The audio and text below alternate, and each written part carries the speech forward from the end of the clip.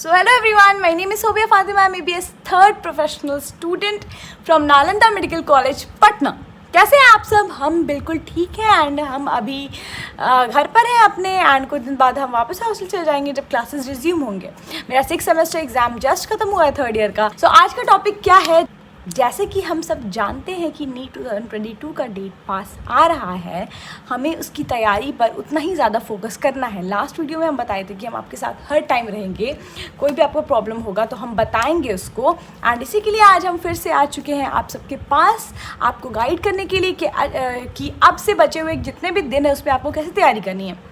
हाँ, बहुत लोग ये भी कह रहे हैं कि हो सकता है कि नीट का टाइम 1 महीना बढ़ जाए एंड ऑल, बट जब तक कुछ क्लियर नहीं होता आपको तो उसी हिसाब से चलना है। तो उस हिसाब से ले दे के हमारे पास 60 डेज़ है, तो इसमें कैसे तैयारी करनी है वो आपको हम आज बताएंगे। सो चलते हैं, लेट्स बिगिन। एंड गाइज, अगर आपने मेरे चैनल को सब्सक्राइब नहीं किया है तो नीचे लाल बटन दिख रहा होगा, सब्सक्राइब कर दीजिए for more videos and updates. So guys, जैसा कि हम लोग जानते हैं डेट के हिसाब से 17 जुलाई को नीट होगी, अगर एक्सटेंड नहीं हुआ तो, क्योंकि रजिस्ट्रेशन का डेट इतना एक्सटेंड होता जा रहा है कि समझ ही में नहीं आता है। एंड हम लोग का अभी मई चल रहा है, मई में मुश्किल से अभी 10-15 दिन बचे हैं एंड देन पूरा जून है एंड देन जुलाई का कुछ पार्ट है। तो इस टाइम में आपको अपना तैयारी कैसे करनी है, आपको अपना रूटीन कैसे सेट करना है, उसके बारे में हम कुछ बताएंगे। पहले भी हम आपको बहुत सारे इन्फॉर्मेशन देते आए हैं, मेरे बहुत सारा वीडियोस बना हुआ है नीट 2022 के स्टूडेंट्स के लिए, आपको अगर नहीं चेक किए तो ज़रूर चेक करिएगा। उसमें हम बताए हुए हैं कि कैसे इस टाइम पर लास्ट मोमेंट पे, जैसे लास्ट मंथ जून ये सब में आपको ज़्यादा से ज़्यादा टेस्ट सीरीज़ ज्वाइन करना चाहिए, टेस्ट देने चाहिए एंड उसके साथ ही साथ MCQs सॉल्व करना चाहिए एंड उसके साथ ही साथ आप जो पढ़े हुए हैं आपको वो रिवाइज़ करना चाहिए। आपका टाइम में वो नहीं टाइम बच गया है कि आप कोई नया टॉपिक स्टार्ट करें या आपको एकदम नया सा चैप्टर लेके बैठ जाए जो आप बिल्कुल नहीं पढ़े हुए हैं। आप जो भी पढ़े हुए हैं हल्का फुल्का भी आपको उसी को रिवाइज करना है। इससे क्या होगा, आपका वो ब्रशअप होगा एंड अगर उससे क्वेश्चन आएगा एग्जाम में तो आप उसमें 100% सही करेंगे उसको।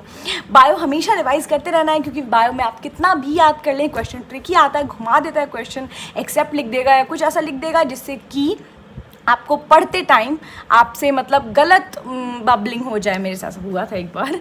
सो आपको ज़्यादा से ज़्यादा क्वेश्चंस प्रैक्टिस करना है बायो में भी।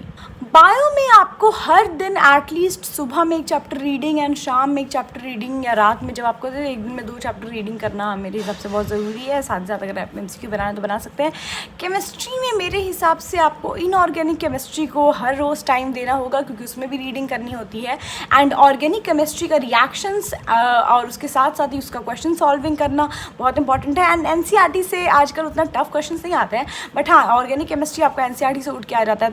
ऑर्गेनिक केमिस्ट्री के लिए NCERT को प्रेफर करिएगा पहले, उसके बाद किसी और बुक को। सो स्टूडेंट्स, हम ये बात जानते हैं कि NCERT कितना ज़्यादा इंपॉर्टेंट होता है हमारे लिए जब हम नीट की तैयारी करते हैं। ताकि हम NCERT की लाइंस रिटेन कर पाए, हमें ज़्यादा से ज़्यादा MCQs बनाने चाहिए। I would like to talk about an app Memoneet, जिसके बारे में हम पहले भी बता चुके हैं। मेमोनीट ऐप में 20,000 प्लस क्वेश्चंस है which have been taken from each and every line of NCERT from bio and chemistry. इस ऐप में अभी तक 1 लाख प्लस यूजर्स हो चुके हैं जिन्होंने 20 मिलियन से भी ज़्यादा क्वेश्चन प्रैक्टिस कर ली है। तो अगर आप ये ऐप से प्रैक्टिस करते हैं तो आपको 340 plus in bio and 160 plus in chemistry तो आराम से आ सकता है।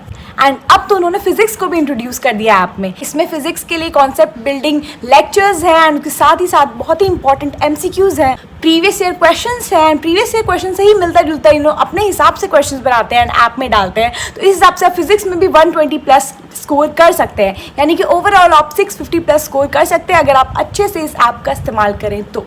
अगर आपको ये सब सुनकर बात अच्छा लग रहा है तो एक बार आप ज़रूर चेक करिएगा एंड अगर सब्सक्राइब करने का मन करे तो मेरा कोड SOBIA300 यूज़ करिएगा for 300 rupees discount. And NEET 2023 के स्टूडेंट के लिए 2 इयर्स का प्लान भी है। एंड अगर आपको ऑनलाइन ऐप से ट्रांसफर करने में दिक्कत आ रही है तो आप memoneet.team@gmail.com पर भी बैंक से ट्रांसफर कर सकते हैं। हम लिंक डिस्क्रिप्शन में डाल देंगे, you can check there. And अब आगे बढ़ते हैं। अगर आपको अभी तक फिजिक्स समझ में नहीं आ रहा है या कुछ चैप्टर्स में अभी तक फिजिक्स में प्रॉब्लम हो रही है, अभी आपको वॉर्न हो जाने की ज़रूरत है, क्योंकि टाइम बहुत कम है।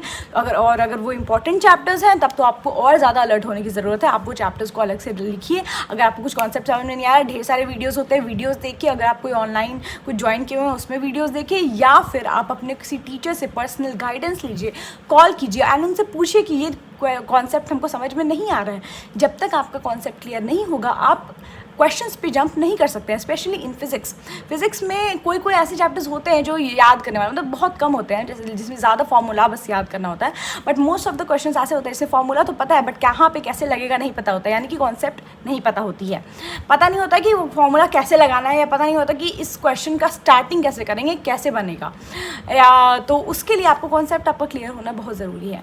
एंड साथ ही साथ ट्वेल्थ का सिलेबस के साथ साथ 11th का सिलेबस भी उतना ही ध्यान दीजिए। आई नो कि 12th थोड़ा 11th थोड़ा ज़्यादा टफ है, बट आपको सब कुछ साथ में लेके चलना है। एंड उन स्टूडेंट्स के लिए जिनकी अभी बिल्कुल भी तैयारी नहीं है एंड वो रिविजन के मोड तक नहीं पहुंचा है क्योंकि उनका सिलेबस ही कंप्लीट नहीं हुआ है, उनको हम एक सलाह देना चाहेंगे कि देखिए टाइम तो बहुत कम है, तो बहुत मुश्किल है अभी नीट निकालना, बट अगर आपको स्कोर करना है अच्छा तो अभी आपको फोकस करना होगा only on important chapters, and उस चैप्टर्स में भी ओनली ऑन इम्पॉर्टेंट टॉपिक्स। उसके लिए आपको प्रीवियस ईयर क्वेश्चंस देखने होंगे, आपको related MCQs related test series solve करना होगा, जिससे आपको आइडिया होगा किस टाइप के क्वेश्चंस आ रहे हैं एंड किस चैप्टर या किस टॉपिक से ज़्यादा क्वेश्चंस आ रहे हैं, उन पर फोकस करना होगा।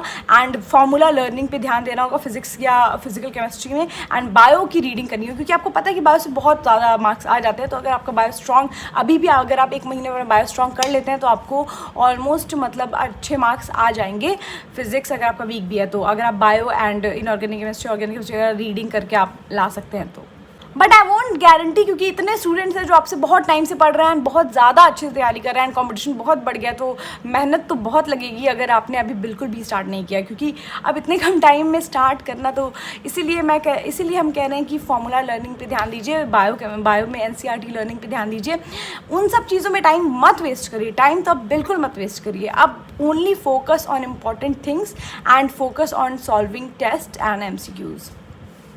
एक प्रॉपर रूटीन बना लीजिए कि आपको इस हफ्ते में ये इतना चीज़ कंप्लीट कर लेना है। आपको सुबह स्टार्ट होगा तो सुबह में क्या पहले पढ़ना है, अगर बायो पढ़ना है सुबह आई गेस बायो रीडिंग करना सही होता है। उसके बाद कुछ रेस्ट लेके आपको क्या, अगर आप कोचिंग जा रहे हैं तो कोचिंग से आने के बाद आपको क्या करना है, फिजिक्स का कुछ पढ़ाया गया उसको रिवाइज करके उसका क्वेश्चन सॉल्व करना है। शाम में एक बार इनऑर्गेनिक केमिस्ट्री को एक क्वेश्चन का मतलब कोई एक चैप्टर का रीडिंग कर लेना है एंड साथ ही साथ उसका MCQ सॉल्व करना है। फिर शाम में कभी ऑर्गेनिक केमिस्ट्री खोलिए, उसका कोई इंपॉर्टेंट चैप्टर जैसे कि एल्डिहाइड, कीटोन, अल्कोहल, एसिड्स, ये सब 12th का है। मतलब अगर आपका बेसिक स्ट्रॉन्ग नहीं है तो आप 11th से स्टार्ट करिएगा, अगर वो स्ट्रॉन्ग हो गया तो फिर आप 12th पे जाइएगा। तो इस हिसाब से एक रूटीन बनाइए, एक प्रॉपर रूटीन बनाइए। हमेशा से हम यही कहते हैं, अगर आप बोलेंगे तो हम आपको खुद से ही बता देंगे, बट मेरे हिसाब से सबका अलग अलग होता है। मेरा अलग था क्योंकि मेरा शेड्यूल अलग था, मेरा कोचिंग का पढ़ाई हो चुका था, तो हम अपने घर में ही रहते थे, उस हिसाब से बनाए होते रूटीन। आप लोग का क्या मतलब शेड्यूल है वो हमको तो आइडिया नहीं है, तो अपने हिसाब से बनाइए रूटीन एंड उसको फॉलो करिए, क्योंकि नीट एग्ज़ाम अगर आपका क्लियर हो जाता है उसके बाद आपके पास बहुत मस्ती करने का टाइम है, बट ये टाइम आपके लिए बहुत क्रूशियल है। इस टाइम को आप नहीं वेस्ट कर सकते हैं। अगर आप इस टाइम पढ़ लेंगे तो आपको एटलीस्ट मेडिकल कॉलेज में जाते के साथ एकदम से टफ नहीं हो जाता है। आप कुछ महीना आराम से रेस्ट कर सकते हैं। आपको मेडिकल कॉलेज मिलने में भी टाइम लगता है, उस टाइम भी रेस्ट कर सकते हैं, जाने के बाद भी आप कुछ महीने रेस्ट कर सकते हैं। आपको ज़्यादा पढ़ने का स्ट्रेस नहीं होगा जितना अभी आपको है। अगर अभी आप पढ़ के उसको पार कर लेते हैं वो नैया, तो वहाँ जाके आप खूब मज़ा आएगा कॉलेज में एंड आप खूब इंजॉय करेंगे। तो मेरा पूरा बेस्ट विशेज़ आपके साथ है। All the best and keep working hard, and कोई भी प्रॉब्लम हो तो मुझसे पूछ लीजिएगा।